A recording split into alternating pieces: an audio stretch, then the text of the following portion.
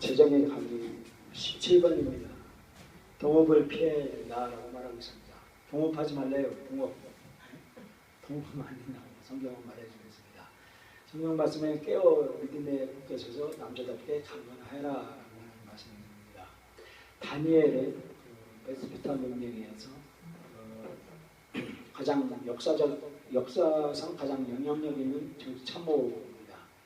총리 대신을 이렇게 했어요. 참 유태인들이 희한합니다. 남의 나라의 총리 대신이 되고, 이 다니엘이 하나님의 거룩한 명령에 따라서 왕의 진미를 먹을 수 있었음에도 불구하고 채식만 먹은 겁니다. 근데 왕의 명령을 거역하면 한 방에 감옥으로 갈 수 있음에도 불구하고 신앙에 따라서 지혜로운 결정을 내렸습니다. 그렇게 하니까 하나님이 다니엘을 크게 높이셨다라고 하는 말씀을 말씀해 주고 있습니다. 만약에 그 다니엘이 왕하고 동업을 같이 했다면 다니엘을 하나님이 그렇게 높이 써주시지 않았을 겁니다. 그런데 하나님 동업을 피하고 왕이 하라고 하는 명령을 거역하고 하나님의 뜻대로 했더니 하나님이 높여줬다는 것입니다. 그래서 다니엘이 왕이 4번 바뀌는 고레스, 또 아수에로, 또 뭐 영이 왕이 있어요. 네 번 바뀌는 동안 총리를 4번을 한 거예요. 그렇게 유명합니다. 그래서 우리가 동업에 대해서 얼마 아는가 한번 물어보겠습니다. 두 사람이 협약하면 무조건 동업이다. 어떻습니까? 네. 아니래요. 두 사람이 협약한다고 되는 거 아니라는 겁니다. 그거가 있다. 동업이라는 건 아니랍니다. 성경에서 하나님은 자기 백성에게 동업하지 말라고 경고하셨다. 그렇죠? 네. 경고했습니다. 라헬을 주는 대가로 7년을 일하기로 한 야곱과 라반의 협약은 동업이다. 동업이 아니라는 겁니다. 네. 하나님은 자기 백성 이스라엘에게 다른 나라와 협약을 맺지 말라고 명령하셨다.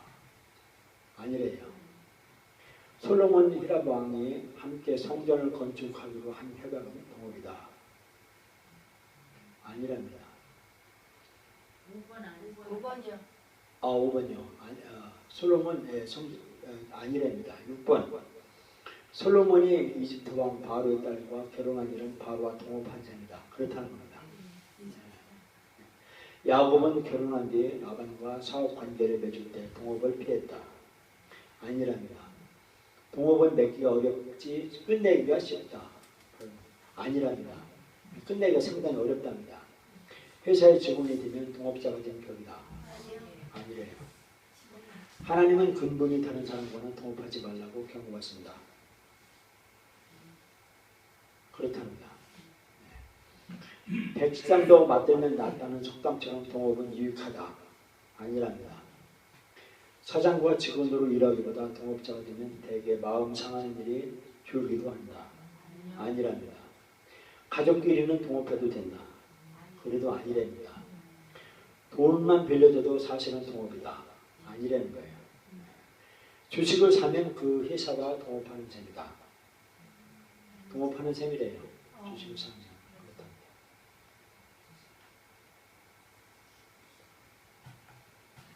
동업을 취소할 경우 재정적 손실을 준다면 최대한 오래 동업을 유지해야 된다. 아니랍니다.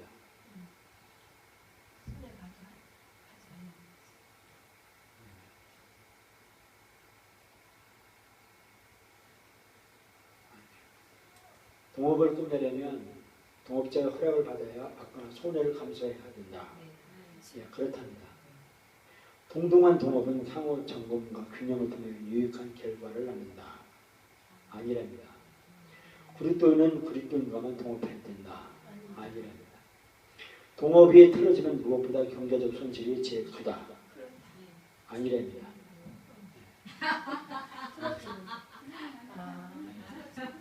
안 하니까. 여기서 많이 맞으면 실력이 좋다는 거예요. 적게 맞으면 더 영적인 감정을 유지하는 겁니다. 동업의 정의 보면 사업상 경비와 이익과 손해를 똑같이 나누는 2인 이상의 법적 구조를 이루는 조합이 동업이래요. 사업상 경비를 똑같이 내고 이익을 받아서 이익을 똑같이 나누고 손해를 똑같이 갖는 거예요. 이게 두 사람 이상의 조합이 동업의 정리라는 겁니다. 동업의 결정 요소가 있는데 동업 유형이 유한이사라는 게 있답니다. 유한이사는 사장이 책임진대요. 누가 치고 거리지 않으면 사장이래요. 누가 경비와 손비를 내냐면 동업자 전원이 돈을 벌어도 돈을 잃어도 내야 된다는 거예요. 성경에 사갈과 사라와 하갈이 있답니다. 왜냐하면 이게 아브라함의 처예요. 사라가. 그리고 하갈은 첩이에요. 이게 동업한 거예요. 그래서 또 하나는 일반 동업이 있답니다. 책임은 동업자 전원이 책임진답니다. 그리고 누가 치고 권하지 않으면 없대요. 따로 임명한 경우 외에는 없대요. 책임은 누가 지냐면 동업자 전원이 다 돈을 내고 경비를 내야 된답니다. 여호사밧과 근데 이 왕과 그 사람들이 서로 동업을 했다라고 한 겁니다. 여러 가지 유형이 있습니다. 판매자와 구매자, 고용주와 노동자, 채권자와 채무자, 조합과 조합원, 회사와 직원, 가족과 사업, 아버지와 아들 간에 이런 관계가 있는데 다 같이 협력을 하고 동업의 8가지 유형이 있는데 동업은 우리의 명성을 위협한답니다. 많은 재물보다 명예를 택할 것이요 운이나 건보다 은총을 더욱 택할 것이라고 했습니다. 우리가 같은 투자금으로 더 큰 이익을 볼 속셈으로 동업을 한답니다. 그러나 하나님은 많은 재물보다 명예가 더욱 중요하다고 경고하신다는 겁니다. 동업을 하면 동업자의 명예와 내 명예와 동등이 된답니다. 그래서 동업자가 친구가 되기도 하고 원수가 또 동업자의 원수가 내 원수가 되길 수도 있다는 것입니다. 그래서 동업자가 결정하는 것이 그 사람이 내 결정이 될 수가 있다는 것입니다. 그리고 동업은 하나님에 대한 순종을 방해한다는 겁니다. 하나님 누구든지 사업 결정을 내릴 때 제약 없이 성경을 가르침에 따라서 바르게 살기를 원한다는 겁니다. 그런데 동업을 하면 하나님의 재정의 원리를 모르거나 모르는 사람에게 결정권을 위임하게 된다는 거예요. 그래서 나는 하나님의 뜻대로 하고 싶은데 다른 동업자가 배치되는 행동을 하면 그것이 내 책임이 된다는 것입니다. 그리고 세 번째 보면 동업은 대개 하나님이 정하신 제한을 무시한다는 겁니다. 하나님이 누군가에게 임무를 내릴 때는 그 임무를 내릴 때 그 해결 능력을 주고 또 필요한 그 기술과 인력을 재원을 하나님이 주신답니다. 그런데 우리는 하나님이 주시는 것 기다리기가 인내심이 부족해가지고 하나님보다 먼저 앞서 나가가지고 능력이나 재원을 모집하기 위해서 동업할 생각부터 한다는 겁니다. 하나님이 아브라함에게 네게 씨를 주신다. 너에게 아들을 낳게 하신다. 라고 했는데 하나님은 하나님의 방법이 아니라 시간이 돼서 안 주니까 자기 방법대로 하나님의 일을 해결을 해서 결국에는 하나님 앞에 죄를 범하는 이런 일들을 하는 겁니다. 특히 아브라함과 롯의 관계에서도 그렇고 그렇습니다. 또 아브라함과 하갈의 사건을 통해서도 말씀해 주고 있습니다. 사라가 아들이 없으니까 몸종을 통해서 아들을 내가 상속받아야 되겠다라고 해서 하갈이 동업을 해요. 사라가 하갈을 몸종을 받아서 자기 남편에게 이렇게 올려줍니다. 그래서 자기한테 삼는다고 한 거예요. 이게 동업이라는 겁니다. 이게 그래서 결국에는 이삭과 이스마엘이라고 하는 역사에 아주 지금도 싸우는 그런 이스마엘과 이삭, 아브라함의 자손들하고의 싸움이 지금도 하고 있다는 겁니다. 그리고 네 번째, 동업은 대개 원망으로 끝난답니다. 첫 번째는요, 동업자는 각자 상대방과 사업에 대한 기대가 있답니다. 그래서 그 기대가 충족되지 않으면 비난할 사람을 찾게 된답니다. 그리고 끊임없이 비교한답니다. 동업자끼리 서로 비교한대. 저 사람은 저만큼 하면 나는 이만큼 하냐라고 하는 것을 비교해서 비난하고 또 평가하고 이해득실을 따지고 그런답니다. 그리고 셋째는 동업자는 저마다 사업 성공에 대한 요소의 생각과 가치관이 다르다는 겁니다. 그래서 그 동업자가 사무실 구조 변경하는 데 돈을 썼는데 이 상대 반대 동업자는 그 돈을 딴 장비에다가 구입하려고 써야 한다고 이런 악감정의 기류로 인해서 서로가 감정이 상하게 된다는 겁니다. 넷째는 각 동업자들이 가족들도 서로 판단하며 옆에서 한마디씩 거둔다는 겁니다. 가족이 이렇게 서로 가족이 거들게 되면 부정적인 경우에 서로 관계를 허무는 씨앗이 된다는 것입니다. 그래서 소문을 퍼뜨리며 그런 말들은 이 상처로 되어서 가장 이 영혼의 뼈속으로 들어가서 가장 깊은 데로 내려간다라는 겁니다. 그리고 수근거리는 자는 중요한 친구들을 갈라놓느니라 라고 말씀해 주셨습니다. 다섯째는 채용만 직원이 있으면 갈등의 배가 되기도 한답니다. 즉 나는 같은 동업자 나는 채용을 하는데 저 동업자가 다른 사람을 채용을 했는데 그 채용으로 인하여 또 갈등이 배가 된다라는 겁니다. 그래서 원망의 야곱과 라반의 동업이 그런 이해가 된다라고 말씀해주고 있습니다. 다섯 번째 보면 동등한 동업은 직원 간의 갈등을 조장한다는 겁니다. 그래서 각 동업자의 권위가 같기 때문에 직원들은 두 주인을 섬겨야 되기 때문에 눈치를 본다는 겁니다. 그래서 성경은 두 주인을 섬길 수가 없다. 한 주인만 섬겨야 된다라고 하는 말씀해 주고 있습니다. 예수님도 하나님과 돈을 함께 섬기는 자들에게 이 원리를 적용했습니다. 하나님은 인간의 본성을 잘 아신답니다. 직접 창조하셨기 때문에 사업상 동업관계든 결혼 동반자 관계든 어떤 관계에서도 조건이 같으면 우리의 반응도 같다는 점을 하나님은 아셔야 된다는 겁니다. 그래서 이 동등한 종업자들 밑에서는 일하는 사람들이 눈치를 보고 두 주인을 섬기며 혼란에 빠진다는 겁니다. 동업은 하나님이 상대 동업자에게 내리는 심판을 우리까지 받도록 강제하신다. 나는 깨끗한데 동업자가 죄를 범했다예요. 그러면 그 죄를 범한 것 때문에 내가 같이 심판을 받게 된다는 겁니다.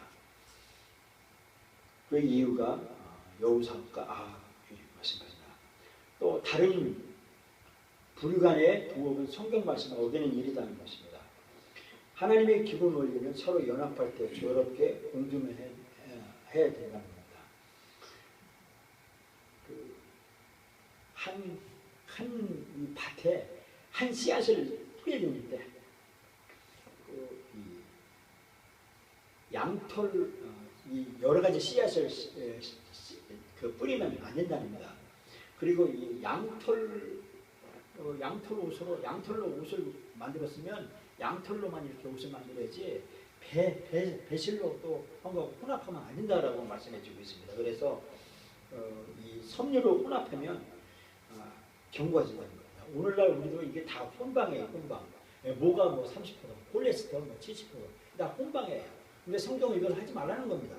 그래서 이 소하고 나귀하고 같이 이게 교류를 만들지 말고 또 이렇게 혼합시키지 말라라고 하는 말씀을 해주고 있습니다. 이것은 성경에 어긋난다는 것입니다. 동업은 서로 보증인이 되므로 성경 말씀에 어긋난다는 것입니다. 성경에는 보증을 쓰지 말라고 말씀해 주셨습니다. 엄격하게. 그래서 보증함으로 인해서 얽힌다는 겁니다. 역대하 16장 9절에 보면 여호와의 눈은 온 땅을 두루 감찰하사 전심으로 자기의 행하는 자를 위해 능력을 베푸시나니 이 이름 왕이 명령대에 행하신지 이후부터는 왕의 전쟁이 되다. 아멘. 이렇게 하나님의 이름대로 하는 일들, 하나님의 영광을 위해서 하는 일들이 중요하다는 것입니다. 부자에게 주는 일이 특별한 위험성이 있는데 그것은 잠언에 나와 있습니다. 자기 재물을 늘리려고 가난한 자를 학대하는 자와 또 부자에게 주는 자는 반드시 공평하게 되리라고 했습니다. 이 부자에게 돈을 주면 죄랍니다. 그래서 우리는 부자에게 돈을 주지 말아라 라고 하는 겁니다. 부자에게 돈을 주면 가난하게 되는 경우가 있는데 그것은 뭐냐면 부자는 그다지 선물을 필요하지 않는답니다. 그리고 우리가 부자에게 돈을 주면 부자는 의심을 한다는 거예요. 아, 제가 나를 이용할까? 뭔가 필요하려 얻어내려고 하는 속죄는 집어보면서 경계한답니다. 또 부자는 부자에게 우리가 주면 부자는 대부분 조심성이 많고 어지간해서는 거저주지 않는다는 겁니다. 그리고 부자는 자기에게서 이익을 취하려는 사람에게 대해서 민감하다는 거예요. 그래서 내가 저 사람에게 내가 투자하면 내가 뭔가를 얻을 수 있겠지 하는 그런 부자의 심리가 있답니다. 그래서 민감하게 아주 요리자고 저리자고 한다는 겁니다. 다섯째는 원하는 것이나 필요한 것을 부자에게서 받으려고 기다리는 동안 재정 압박과 더 심해지고 납기는 닥쳐온답니다. 내가 부자에게 선물해서 부자가 나한테 돈을 주겠지 하면서 기다리면 그 호주머니는 더 심각해지고 재정만 더 어렵다는 겁니다. 그래서 부자에게 기다리지 말고 자기의 토지를 경작하라는 것입니다. 잘못된 동업에서 빠져나오는 방법이 있습니다. 동업 계약 기간을 검토로 해보라는 겁니다. 그리고 재정적 동업에서 빼어나올 때 내가 손해보지 하면서 손해를 각오해야 된답니다. 공정한 타결을 위해 어떻게 호소할지를 살펴야 된다는 겁니다. 사람을 다스리는 자는 반드시 의로워야 하고 하나님을 두려워하는 자는 가운데 다스릴지니라 했습니다. 이 하나님께 호소하고 사람에게도 호소해서 빨리 빠져나야 된다는 겁니다. 동업을 한 의도와 동업을 취소하는 속마음을 살핀다. 우리의 내가 왜 동업을 한 의도가 뭐냐, 그리고 동업을 취소하려고 하는 내 의도가 뭔가, 이것을 살펴봐야 돼서 빠져나가야 된다는 겁니다. 동업자에게 가서 공정한 취소를 겸손히 호소해야 된다는 것입니다. 아까 오전 시간에 그랬죠. 크리턴 유명한 분이요. 오전에 이분이 산상수훈을 아침 저녁으로 읽었다고 그랬죠. 그래서 산상수훈대로 그가 겸손하게 호소하는 것, 이게 아주 중요하다고 하는 겁니다. 그래서 겸손히 호소해서 빠져나와야 된다는 겁니다. 으름장 나 이거 나 그만둔다고 법적으로 하라고, 이게 더 골치 아픕니다. 그래서 뭐든지 빠져나오려면 겸손하게 나 힘이 없어요 하면서 호소하는 방법으로 겸손하게 하면 되겠습니다. 동업을 취소되지 않으면 하나님이 가능하게 하실 때까지 기다린다. 하나님께 호소하고 하나님께 기도하면 하나님께서 하실 때까지 기다려서 빠져나와야 된다는 것입니다. 네 말로 의롭다함을 받고 네 말로 정정을 받으리라 했습니다. 그래서 우리는 소송에 휘말리면 안 됩니다. 소송에. 그래서 우리는 심판자가 되면 안 됩니다. 하나님의 심판자가 되고 우리는 예 아니면 아니요 이 말만 해야 되는 거예요. 아무리 속이 터지는 일이 있고 배알에 꼬이는 일이 있고 참 물불에 차더라도 우리는 내 말로 얽히면 안 된다는 겁니다. 이 고성도 있죠. 누에는요 자기 입에서 나오는 실로 자기가 묶여요. 우리가 입으로 나오는 것으로 인하여 우리가 묶입니다. 이 하나님한테 묶이고 사람한테 묶이는 거예요. 그래서 우리가 어떤 목사님은 돌멩이를 이 입에다 6개월 동안 누고 다닌대요. 왜냐하면 보는 것대로 말하지 않겠다 해가지고 호까지 지어서 시무원이라는 보는 것으로 말하지 않겠다는 그 뜻으로 이 돌을 묻는데 독이 있어가지고 여기가 빵꾸 날 뻔합니다. 입술이 이게 빵꾸 날 뻔한대요. 그 정도까지. 왜냐하면 이 말로 정지 받으려고 안 하려고 그런 일들이 있었답니다. 그래서 우리는 이 말 조심해라 라는 겁니다. 동업에 대한 참과 거짓을 나누라 했습니다. 사업상 동업은 사업의 경비와 이익과 손해를 함께 나누는 법적 합의이다. 그렇다는 겁니다. 사업상 동업은 우리의 명성을 위협한다. 그렇답니다. 사업상 동업은 하나님께 대한 순종을 방해한다. 그렇답니다. 사업상 동업은 하나님이 정하신 제한을 곧잘 무시한답니다. 그렇답니다. 사업상 동업은 대개 원망으로 끝난답니다. 사업상 동업은 직원 간의 갈등을 조장한답니다. 사업상 동업은 하나님이 동업자에게 내리는 심판을 우리까지 받도록 강제한다. 그렇답니다. 다른 불가의 사업상 동업은 성경 말씀을 어기는 일이다. 그렇답니다. 사업상 동업은 서로 보증인 이름으로 성경 말씀에 어긋난다. 그렇답니다. 동업이 좋지 않게 끝난 경우가 야곱과 라반. 라반이 외삼촌이 이 라헬을 야곱에게 7일만 나한테 근무하면 네가 좋아하는 리브가를 주겠다 그러니까 밤에 7일 열심히 했는데 밤에 보니까 자기 좋아하는 그 리브가가 아니고 라헬의 언니예요. 그래가지고 막 삼촌 왜 나를 이렇게 속였습니까? 그러니까 야 너 나한테 7년 공부해라 해라. 그래가지고 그러면 네 동생을 주겠다 그런 거예요. 그래가지고 14년을 이 삼촌한테 동업을 했어요. 결국에는 좋지 않게 만나서 서로 싸우는 일이 있었습니다.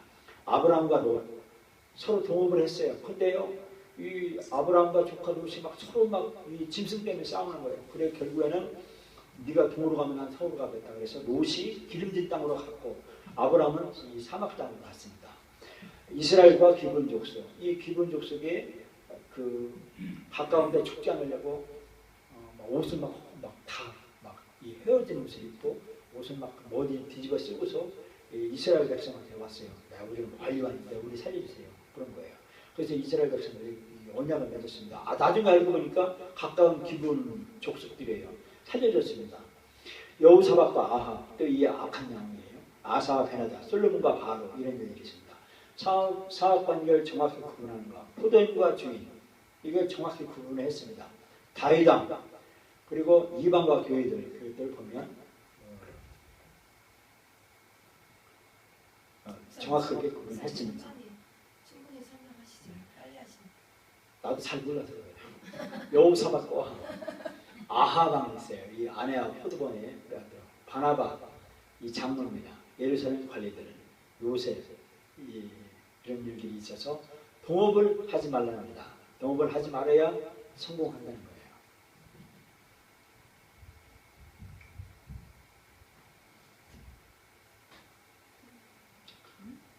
오늘 침례받을 분이 있어서 침례에 대해서 말씀을 해야겠습니다.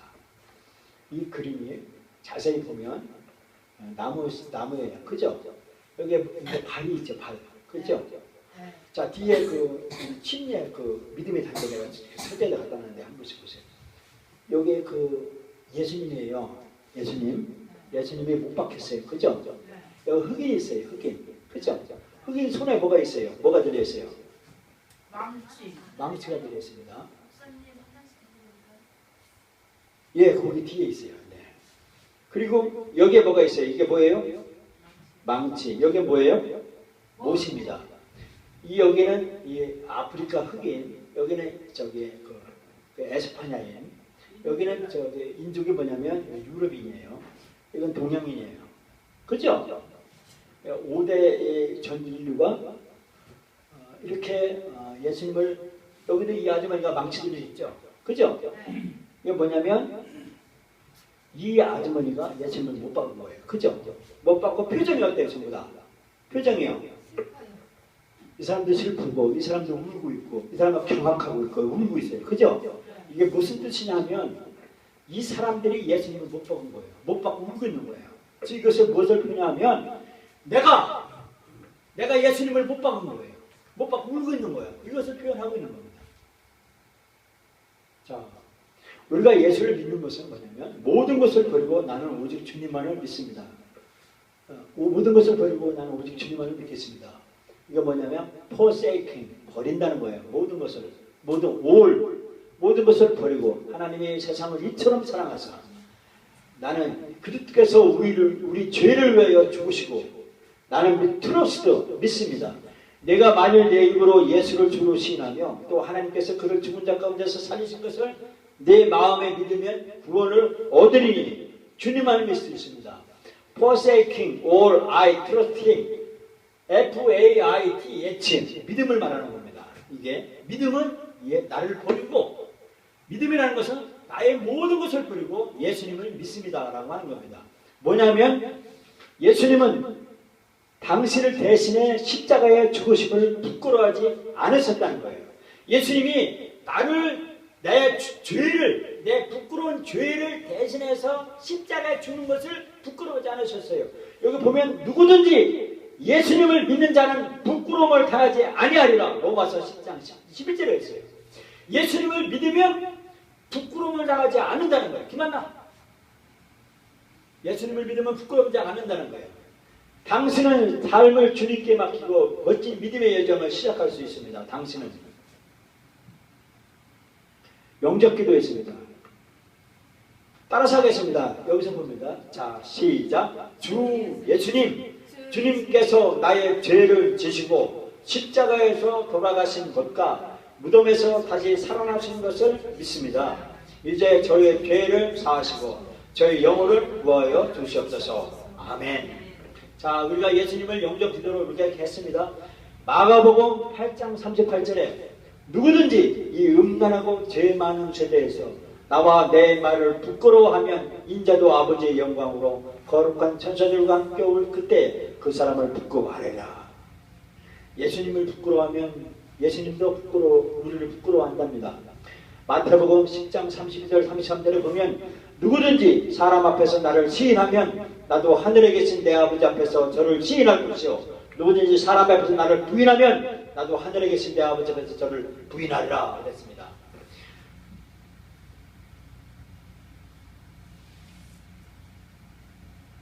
결심. 예수님을 나의 개인적인 구주로 영접함을 부끄러우지 않습니다. 쓰세요. 예수님을 부끄러우지 않고 영접하시면. 그리고 이제부터는 교회 학교를 통해 그리스도 은혜에서 자라가겠습니다. 또 이제부터는 부끄러우지 않고 다른 믿는 자들과 함께 있어서 예수님을 의지하는 나의 믿음을 보이도록 하겠습니다. 그리고 나를 전도한 사람과 같이 서겠습니다 라는 거예요. 사람 앞에 서고 서겠다는 겁니다. 결심기도 하겠습니다. 예수를 믿기를 원하시는 분은 이 시간 같이 한 목소리로 크게 결심기도 하겠습니다. 시작. 주 김한나. 맞아. 시작. 주 예수님, 나의 영혼을 구원해 주셔서 감사합니다. 이제 주님을 부끄러워하지 않고 내 가족들과 친구들과 내 직장 동료들 앞에서 공개적으로 주님을 인정하기 원합니다. 그리고 가능한 빨리 주님의 교회에서 다른 그리스도인들과 함께하기를 원합니다. 아멘. 우리는 이제 예수님을 우리의 믿음으로 믿고 나의 죄를 고백하며 예수님을 영접했습니다. 하나님의 계획과 열망은 각 그리스도인이 성장하는 것입니다. 믿음의 여정 안에서 성장하는 방법은 성경을 읽고 기도하고 예수 믿는 사람들과 교제해야 된다는 겁니다. 이것이 하나님의 계획인 것입니다. 이와 같이 중요한 일들을 행하고 이루기 위해 하나님께서 정하신 장소는 하나님의 교회와 교회 학교입니다. 이곳에서 친구를 사귀고 교제를 만끽하며 믿음 안에서 자라는 것입니다. 하나님께서 당신이 어떻게 하루하루 살기를 원하시는지 이제 배워나가게 됩니다. 잠언 말씀에 친구가 친구를 날카롭게 한다고 그랬어요. 철이 철을 날카롭게 한다고 그랬어요. 철 혼자는 스스로 혹일 수가 없습니다. 스님이요, 스님. 산속에서 돌을 닦죠. 돌을 닦아요. 반야신경을 외우고 마라다나병을 외우고 그래도 그에게 찾아오는 이 죄의 이유 이런 것들을 이길 수 있는 방법이 누가 있을까요? 스님이 세계에서 해줄 수 있을 거예요. 스님 고승이나 친구 스님들이 할 거예요. 교회도 마찬가지예요. 교회도 교회 안에 예수님을 우두머리로 한 교회 성도들을 날카롭게 해주며 거기서 교제하면서 거룩해져 나가는 것입니다. 그래서 교회의 출석, 등록 출석이 그렇게 중요하다는 것입니다. 그래서 우리 교회에 오셔서 함께 하는 것, 이것이 우리 교회 하나님의 계획이라는 겁니다.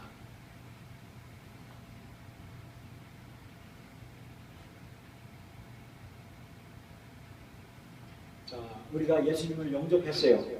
이제 오늘 침례를 받습니다. 침례를 받으면 제가 물어볼 거예요. 두 가지입니다. 당신은 죄인입니까? 물어봅니다. 죄인이 아니라 나는 죄인 아닙니다. 그러면 제가 침례를 안 드릴 겁니다. 그리고 하나는 예수님이 당신의 죄를 용서하신 걸 믿고 구주를 영접하겠습니까? 딱 두 가지 물어볼 거예요.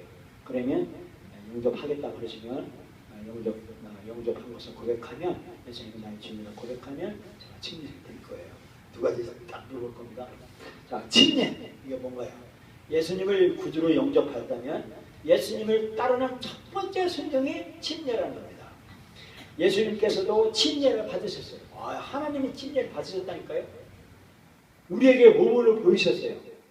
침례 받는 것을 포함하여 예수님의 명령과 보이신 모본을 나의 삶의 모든 면에서 따라서 행할 때 하나님께서는 기뻐하신다는 것입니다. 침례는 예수님이 내 안에서 예수님께서 무슨 일을 하시는가에 대한 외적 표상인 거예요. 예수님이 나의 주인이라고 만천하에 공개하는 거예요. 이것이 침례예요. 그러면 하늘에서도 내가 침례받은 하늘에서도 인정하고 공포해 준다는 겁니다. 침례가 사람의 영혼을 구원하는 것은 아니라는 겁니다. 그러면 침례는 순종의 행위입니다. 침례는 새로 믿는 사람들의 특권이라는 겁니다.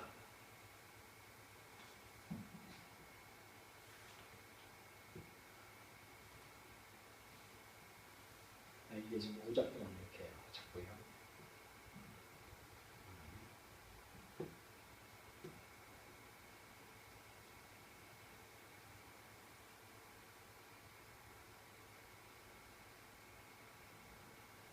이제는 침례에 대해서 배워보겠습니다. 첫 번째는 예수님을 나의 구주로 믿은 거, 이것이 믿음의 단계고 다음 단계가 있어요. 바로 예수 믿으면 6개월 학습, 1년 있다가 침례를 하죠. 세례나. 그러죠. 그런데 성경은 아니에요. 성경은 예수 믿으면 바로 두 번째 순종이 뭐냐면 첫 번째 순종은 믿음이고 두 번째 순종은 침례라고 하는 겁니다.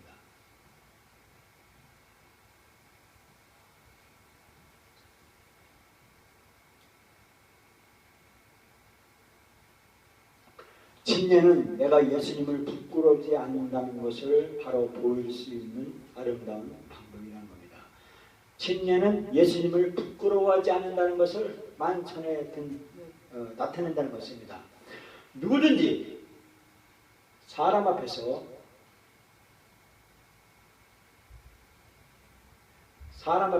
나를 시인하면 나도 하늘에 계신 자 앞에서 저를 시인할 것이다 라고 했습니다. 침례는 나의 순종을 보여줍니다. 누가 침례를 받나요? 이런 사람이 침례를 받았습니다. 예수님을 구세주로 이미 믿기로 작정한 사람.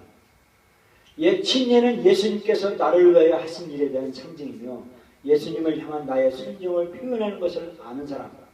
예수님을 믿기로 따르겠고 예수님을 순종하겠습니다라고 표현하는 것을 아는 사람.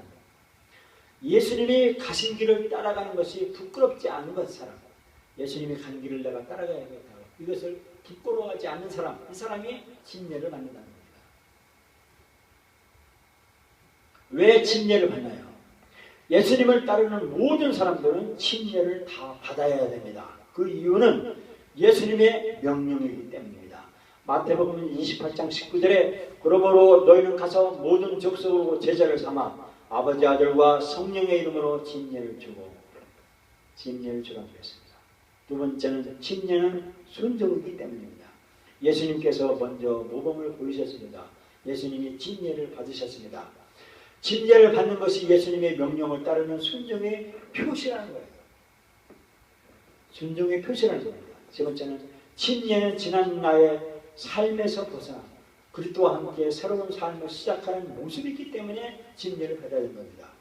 로마서 6장 4절에 보면 그러므로 우리가 그의 죽으심과 합하여 침례를 받음으로 그와 함께 장사되나니 이는 아버지의 영광으로 말미암아 그리스도를 죽은 자 가운데서 다시 살리신 것 같이 우리로 또한 새 생명 가운데서 행하게 합니다.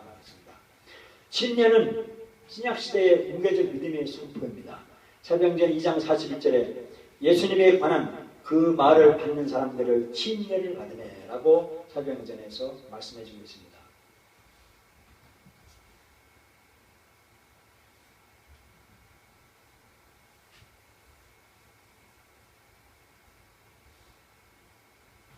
어떻게 침례를 받나요? 첫 번째 침수, 물로 덮이는 겁니다. 또 물속에 잠기는 것을 침례라고 말하고 있습니다. 신약에서는 믿는 사람의 침례는 다음과 같은 핵심 요소를 가지고 있습니다. 침례받는 것은 물 안에서 물로 하는 겁니다.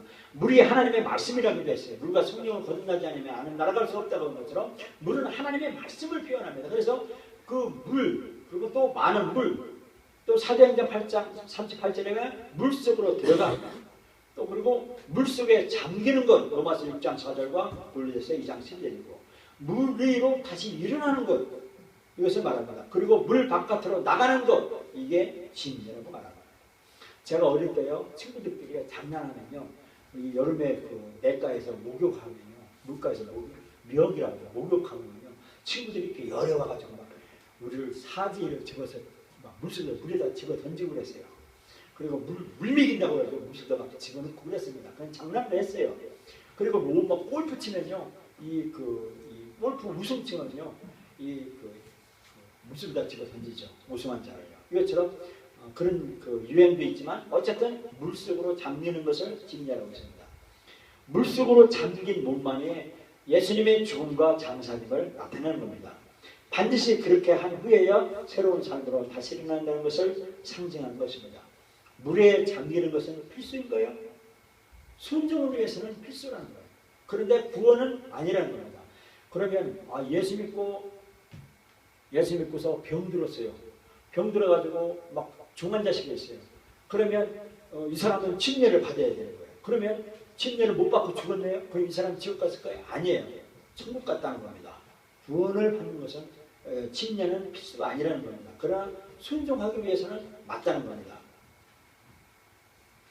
교회와 함께 신약에 믿는 사람들은 다른 그리스도인들 앞에서 공개적으로 침례를 받았습니다.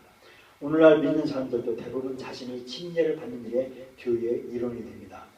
물속에 잠기는 것이 침례의 성경적인 모습인 것입니다. 언제 침례를 받아야 되나요? 가능한 즉시 받으세요. 예수님을 따르기로 믿기로 작정한 사람, 이런 사람들은 예수님을 개인의 구세주로 영접한 후에 즉시 침례를 받은 것을 사도행전에서 말씀해주고 있습니다. 또 예배 시간에 침례를 받을 수가 있습니다. 교회 예배 시간에 침례를 받으심으로 예수님을 향한 즉각적인 순종을 보일 수도 있습니다. 공개적으로 무언가 말을 해야 하는 것은 아닙니다. 그러나 하기 원하면 나의 유학적 간증을 할 수도 있습니다. 여러 사람이 한 침례 의식에서 차례대로 침례를 받을 수 있습니다. 탈의실에서 옷을 갈아입게 되고 누군가 기회를 맞아 함께 침례식 모든 순서와 절차를 알려줄 것입니다. 뭔가 또 다른 것을 해야 할 것이 있나요? 아무것도 없다는 것은 빌립의 대답입니다. 에디오파 네시가 예수님을 영접하려고 하자마자 예수님을 영접하자마자 빌립에게 바로 말 타고 가다가 마차에서 내려서 냇가 강에서 침례를 받았다라고 했습니다. 이제 침례를 받고 예수님을 따르기로 작정하겠다라는 것입니다. 다른 의미점이 있는 거예요. 침례를 받는데 의미점이 생길 겁니다. 교회 회원이 되는 거예요. 침례 받으면 교회 회원이 되나요? 그렇습니다. 침례를 받은 후에 교회에 등록이 됩니다. 그리고 교회 회원이 되면서 사무처리의 회원이 됩니다. 우리 침례교는 당회가 없습니다. 사무처리가 최고 의결기관이에요. 그건 뭐냐면 사무처리회의가 침례받은 사람들의 선거권, 피서권을 받습니다. 그래서 사무처리가 성립이 되면 바로 그게 법적인 효력을 발휘합니다. 그러면 저는 옛날에 이미 침례를 받은 적이 있는데요. 예수님을 신뢰하기로 한 기도와 결심이 처음이라면 다시 침례를 받아야 합니다. 기억하십시오. 침례는 의도적이고 진정으로 예수님을 믿기로 결심한 이후에야 한다는 겁니다. 옛날에 내가 예수 믿기 전에 누가 침례 받으라고 해서 침례 받았는데요. 또 받은가요?